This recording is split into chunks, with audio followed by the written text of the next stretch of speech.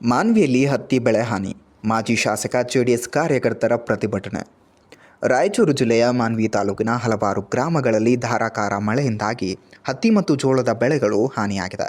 ಈ ಹಿನ್ನೆಲೆ ಮಾಜಿ ಶಾಸಕ ರಾಜವೆಂಕಟಪ್ಪ ನಾಯಕ ಹಾಗೂ ಜೆಡಿಎಸ್ ಕಾರ್ಯಕರ್ತರು ಪ್ರತಿಭಟನೆಯನ್ನು ನಡೆಸಿದ್ದಾರೆ.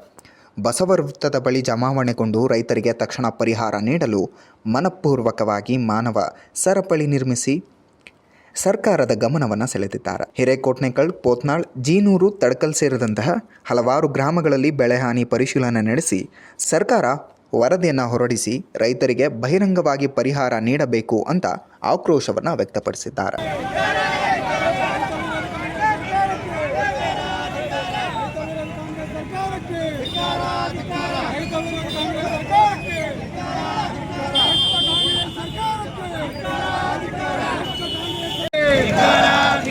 ಭ್ರಷ್ಟ ಕಾಂಗ್ರೆಸ್ ಸರ್ಕಾರಕ್ಕೆ ಜೆಡಿಎಸ್ ಪಕ್ಷಕ್ಕೆ ಜಯವಾಗಲಿ. ರೈತ ವಿರೋಧ ಕಾಂಗ್ರೆಸ್ ಸರ್ಕಾರಕ್ಕೆ ರೈತ ವಿರೋಧ ಕಾಂಗ್ರೆಸ್ ಸರ್ಕಾರಕ್ಕೆ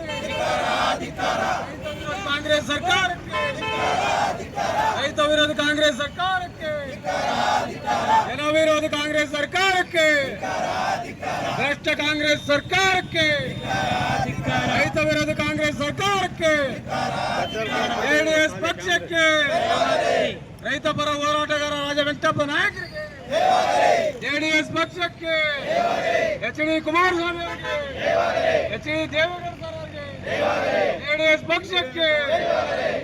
ಪಕ್ಷಕ್ಕೆ ಈರಣ್ಣ ಮರಳಟ್ಟಿ ಅವರಿಗೆ ಭ್ರಷ್ಟ ಕಾಂಗ್ರೆಸ್